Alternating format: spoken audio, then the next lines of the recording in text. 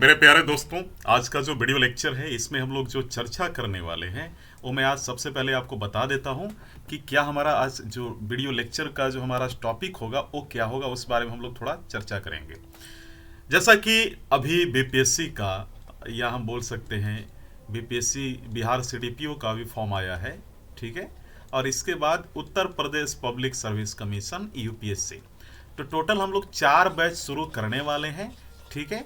इसमें एक चीज़ और आपको ध्यान देना है कि इसमें हर एक यानी चारों का हिंदी इंग्लिश बैच दोनों शुरू होने वाला है ना। यानी जो हिंदी माध्यम के बच्चे उनके लिए अलग होगा, इंग्लिश के लिए अलग होगा। लेकिन यहाँ ध्यान देने योग्य बात यह है कि ये जो हमारा कोर्स होगा, बेसिकली यहाँ पे हम लोग इसको 60 से 70 डेज में कंप्लीट करेंगे विद द बेसिक हम लोग कंप्लीट करेंगे, ठीक है। लेकिन अगर यहाँ पे अभी क्या है, पहले मैं बता दूं, माई सेल्फ कुणाल प्रताप सिंह, मैं आपको ये जो है सोशियोलॉजी ऑप्शनल समाजशास्त्र का वैकल्पिक विषय लूंगा।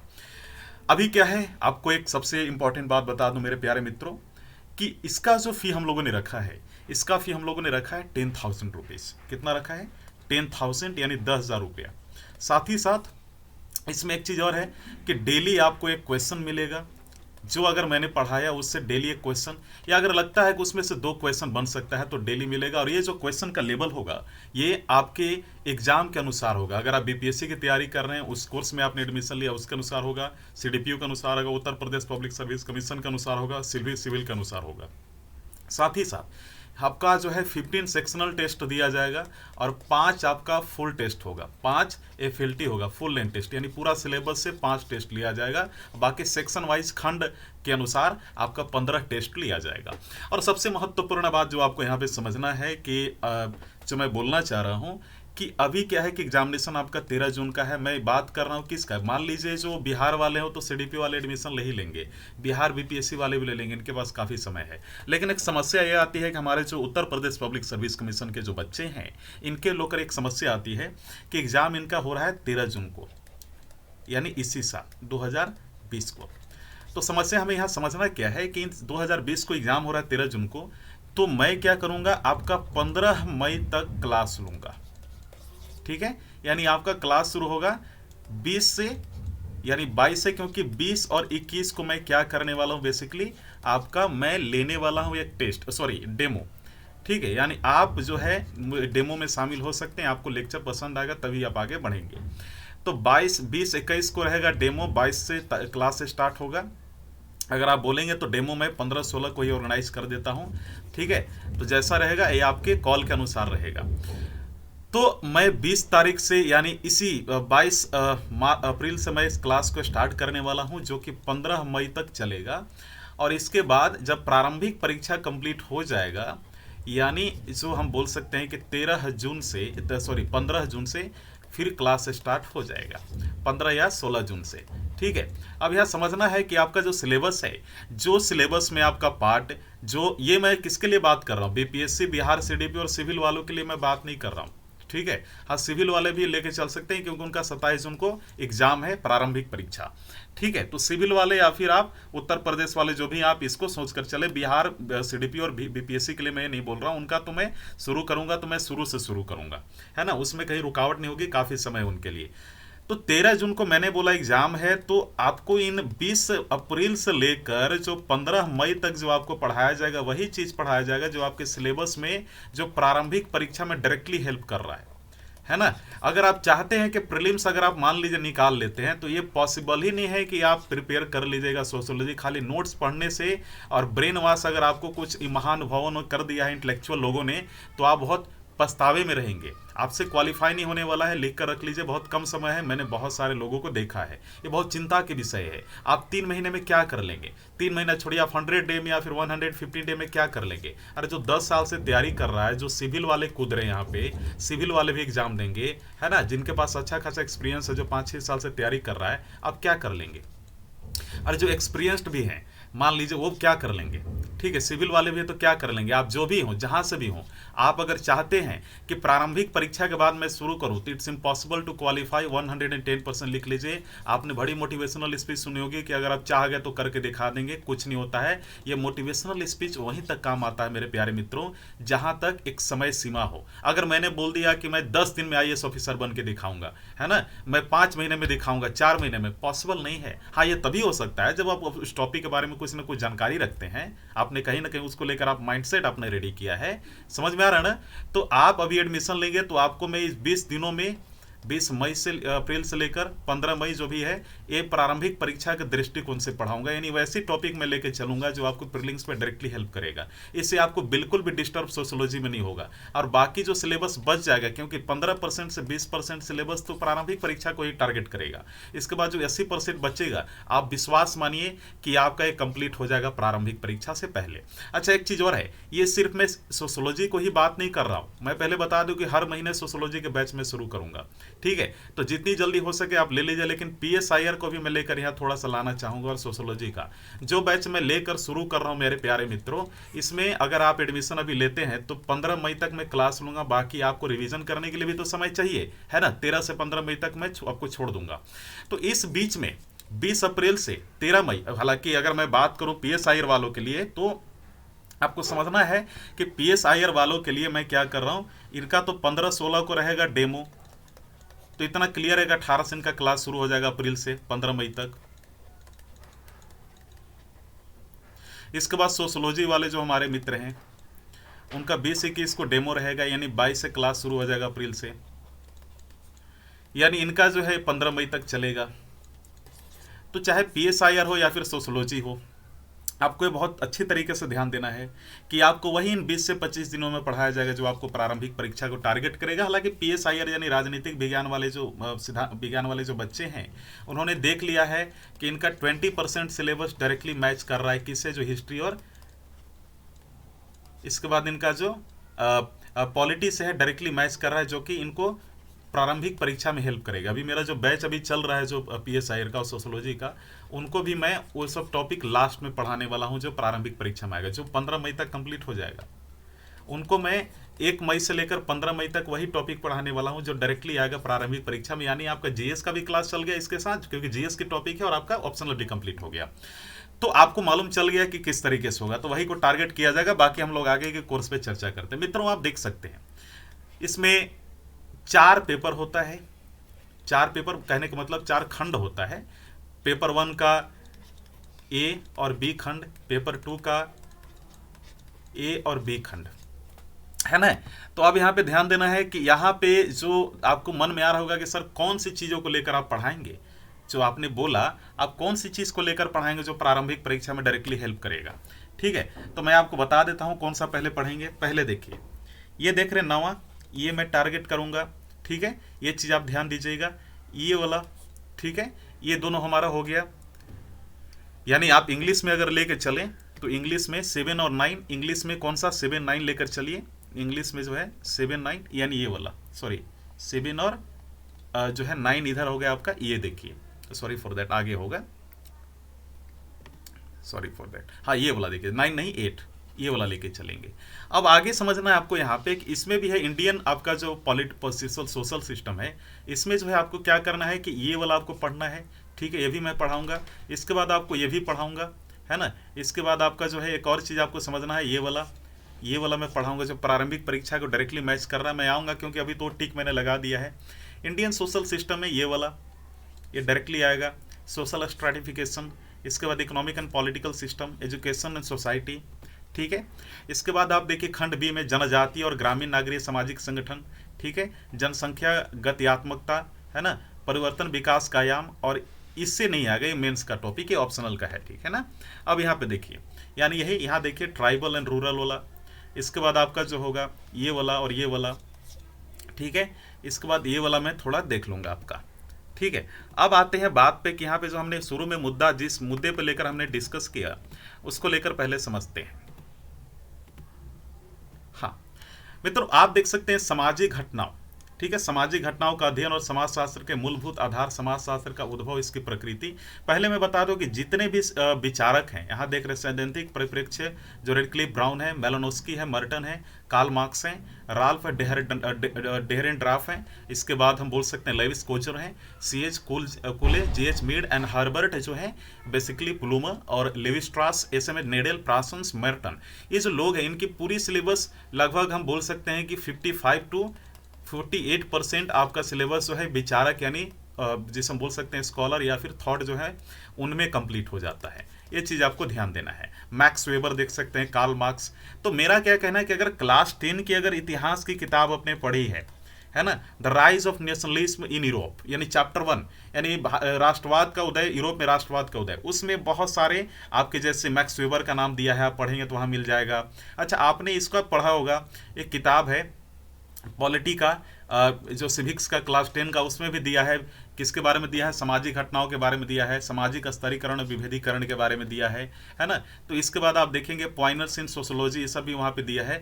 लेकिन अभी हम लोग थोड़ा सा आराम से चर्चा करते हुए चलेंगे अभी, क्योंकि हमें थोड़ा सिलेबस की हमें थोड़ा समझना है कि ये क्या है क्या नहीं है, इसके बारे में थोड़ा हम लोग देखेंगे।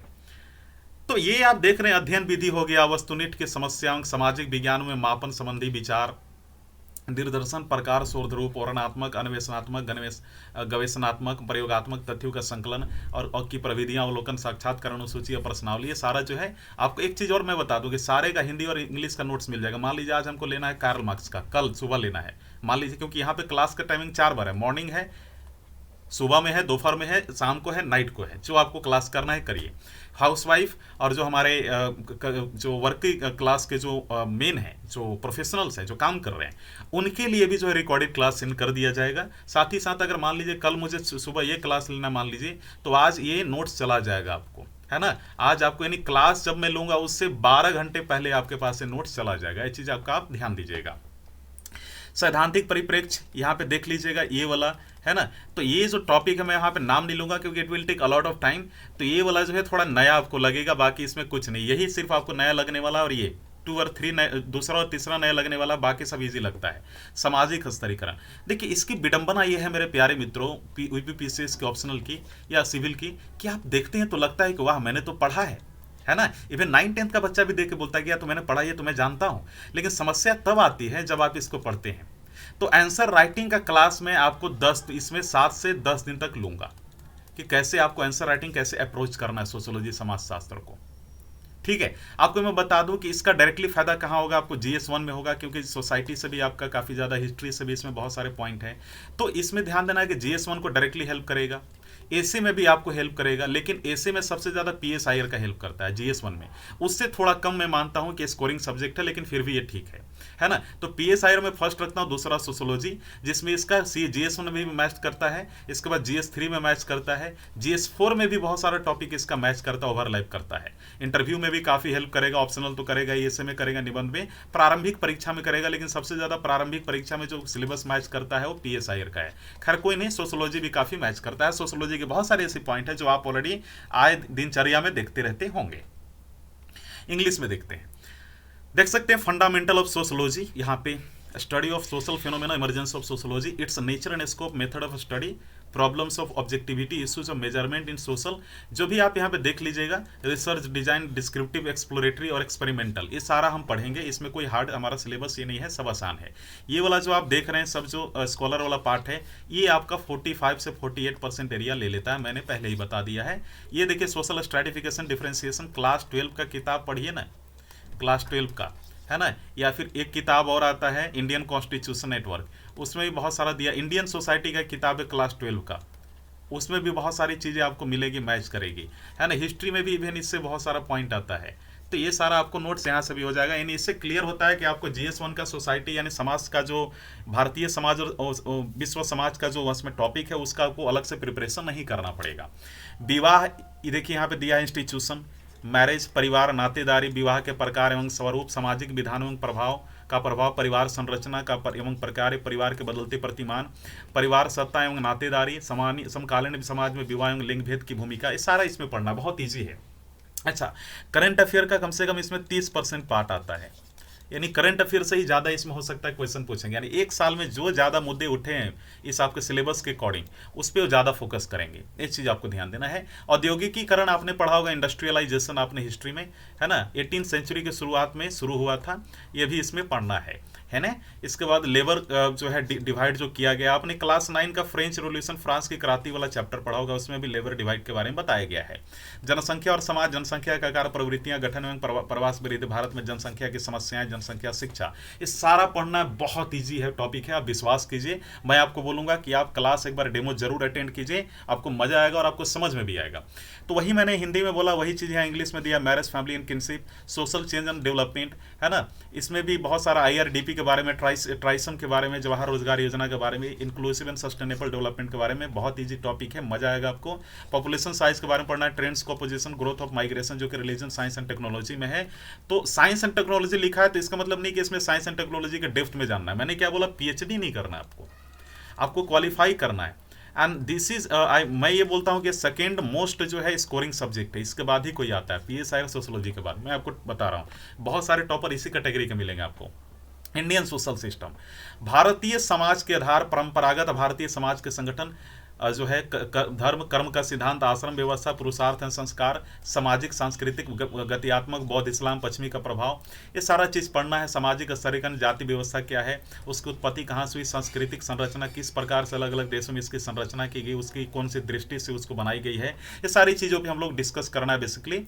शिक्षा, समाज, विवाह, परिवार, नातेदारी, आर्थिक एवं राजनीतिक व्यवस्था, ये सब हम लोगों ने देख लिया। इंडियन सोशल सिस्टम, वही चीज़ इंग्लिश में यहाँ पे दिया हुआ है ना। That we have to understand that each and every topic and each and every term of your syllabus is very important and you can find a lot of point in the recent current affairs। अगर आप हाल का समसामयिकी में देखें तो आपको बहुत सारा चीज़ मिल जाएगा। साथ ही साथ जो खंड बी में है, आप यहाँ पे देख सकते हैं, जनजातीय और ग्रामीण और नागरिक सामाजिक संगठन, ये सब जो है, ये सब मैं डिस्कस नहीं करना चाहता, it will take a lot of time, बहुत ज़्यादा समय लेगा। लेकिन आपको ध्यान दीजिए कि ये जो घरेलू हिंसा अधिनियम 2005, ये कार्यस्थल पर यौन उत्पीड़न 2013, ये सब जो है आपको कहीं ना कहीं ये जो टॉपिक है ये काफ़ी करंट अफेयर में आता है, काफ़ी बड़ा मुद्दा भी बना है। लेकिन एक चीज़ मैं आपको बता दूं कि हाल के दिनों में काफ़ी आपने करंट अफेयर देखा होगा, लिंग, आयु, वैवाहिक स्थिति में कि कितने साल के कम तक कितना एक एज होता है लोगों की, लड़का लड़कियों की शादी को लेकर, ये सारा चीज़ इसमें बेसिकली पढ़ना है ना। गरीबी उन्मूलन का कार्यक्रम के बारे में पढ़ना है। तो ये सारी चीज़ें हैं। और सेक्शन बी में आप यहाँ पे देख सकते हैं कि इसके बारे में भी देखना है, dimension and change and development, ये वाला social change and indices of modernisation, इसके बारे में देखना है। तो ये सारी चीज़ों के बारे में हमें बेसिकली देखना है। यहाँ पे देखिए पंचायती राज, है ना, ये कम्युनिटी डेवलपमेंट प्रोग्राम, ये भी एक भी ध्यान देना है कि पॉलिटी से भी 2-3 पॉइंट यहाँ पे काफ़ी आ जाती है, बहुत सारी चीज़ें। फर्टिलिटी, मोर्टालिटी, है ना, सोशियो कल्चर एस्पेक्ट। आपने क्लास 12 का एक किताब पढ़ा है क्या, वो जो जियोग्राफी वाली है, ह्यूमन जियोग्राफी वाली, है ना, जो हम बोल सकते हैं मानव भूगोल वाला जो है, मानवीय भूगोल, उसमें भी इन सारी चीज़ों के बारे में लिखा है। मैरिट, फर्टिल एंड मोर्टालिटी के बारे में, माइनॉरिटी स्टेटस, इसके बाद वहाँ पे लिखा गया socio culture aspect of sex, ये सारा चीज़ वहाँ लिखा गया है ना। सेक्सुअल हरासमेंट वर्क प्लेस 2013 के बारे में भी लिखा गया है। तो कुल मिला जुला के मैं ये बोल सकता हूँ कि सिलेबस आपको काफ़ी हेल्प करेगा। और मैं टोटल इसको लेकर चल रहा हूँ 60 to 70 डेज, जिसमें आपका पार्ट 1 जो है, पार्ट 1 का ए जो है, इसमें मेरा टोटल लगने वाला है 20 डेज। बी में जो लगेगा मेरा टोटल 15 डेज लगेगा। इसके बाद मेरा पार्ट 2 जो है, ठीक है, पार्ट 2 का ए में लगेगा मुझे टोटल 15 डेज और बी में मुझे लगेगा टोटल 15 डेज, यानी 45-65 यहाँ पे हो गया। 5 दिन मैं आंसर राइटिंग का लेके चल रहा हूँ। आप बोलेंगे तो 10 दिन भी कर लेंगे, यानी टोटल 75 डेज में हमारा एक कोर्स समाप्त हो जाएगा, ठीक है, जिसमें मैं आपका कम से कम 25 दिन तो पहले ही ले लूँगा, ठीक है। तो 75 डेज ये उसके लिए है, आप ये बिल्कुल मत सोचिएगा ये उसके लिए है कि मतलब हड़बड़ी में हम लेके चल रहे हैं, समझ में आ रहा है, यानी हड़बड़ी में मैं आपको इसको कंप्लीट करवा रहा हूँ, ठीक है। लेकिन अगर आपको बेसिक से समझना है, मैं तो आपको बोलूँगा कि 75 डेज के चक्कर में ना पड़े आप, क्योंकि ये मैं अभी ले रहा हूँ। तो मान लो कि मैं एक एग्जाम्पल के तौर पे अगर मैं थोड़ा समझाऊँ आपको, थोड़ा सा 1 सेकेंड रुक जाएंगे आप। तो 22 अप्रैल से फिर इसके बाद 15 मई तक ये क्लास चलेगा, टोटल इधर 25 दिन चल गया।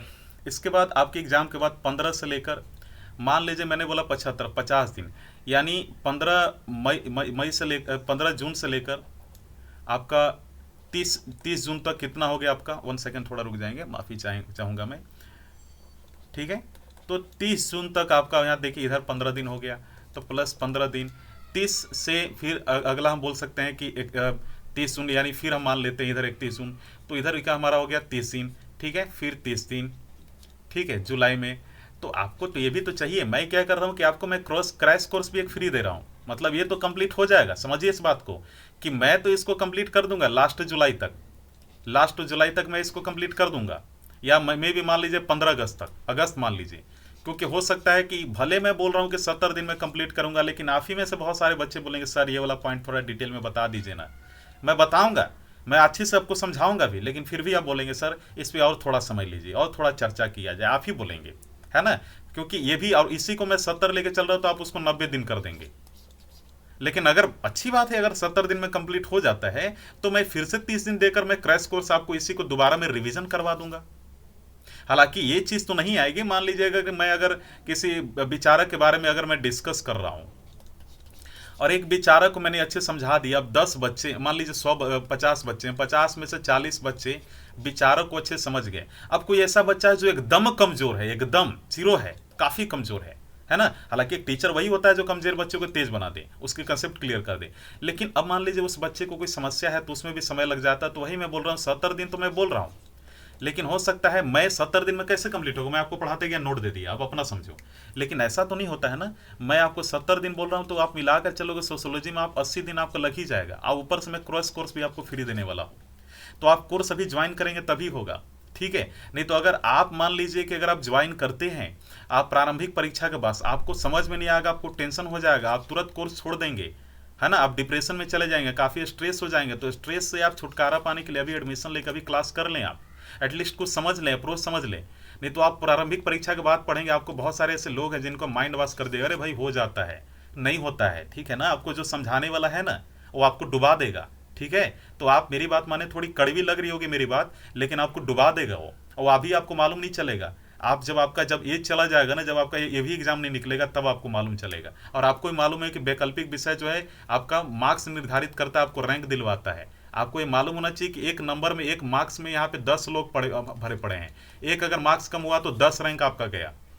समझ में आ रहा है। और इस बार तो सारे कोविड के कारण सारे लोग प्राइवेट सेक्टर छोड़ के गवर्नमेंट सेक्टर में आ रहे हैं, जी जान से लग रहे हैं, मेरे ऐसे पहचान में बहुत सारे लोग हैं और सब तेज लड़का है। तो और जो अगर मान लीजिए कि जो लोग प्राइवेट सेक्टर वाले भी आ रहे हैं, ठीक है, उनको भी मैं बोल रहा हूँ इस बार अगर मान लो पिछले साल 2019 में अगर 5 लाख लोगों ने फॉर्म भरा एक एग्जाम्पल के रूप में, तो इस बार डेफिनेटली 8 से 9 लाख फॉर्म भरने वाला है। पिछले साल अगर 50,000 अगर सीरियस था प्रारंभिक परीक्षा को लेकर, तो इस बार 1 लाख तो पक्का होने वाला है, ये समझ लो। ये आंकड़ा मैं जो बता रहा हूँ अभी नहीं मालूम चलेगा, एग्जाम के बाद आपको मालूम चलेगा मेरे प्यारे मित्रों। तो बिल्कुल भी इसको हल्के में ना ले, ये कोई आम एग्जाम नहीं है, रेलवे का एग्जाम नहीं है, एसएससी का नहीं है, दिस इज पीसीएस, इसकी रेपुटेशन है द वर्ल्ड, इंडिया का दूसरा सबसे हार्ड एग्जामिनेशन है, इसकी थोड़ी रेस्पेक्ट करें, नहीं तो आपकी रेस्पेक्ट करना आपको छोड़ देगा, आप कहीं के नहीं रहेंगे। तो थोड़ा बुरा लगा होगा, इसके लिए मैं माफी चाहूंगा। इसके लिए वीडियो देखने के लिए धन्यवाद मेरे प्यारे मित्रों।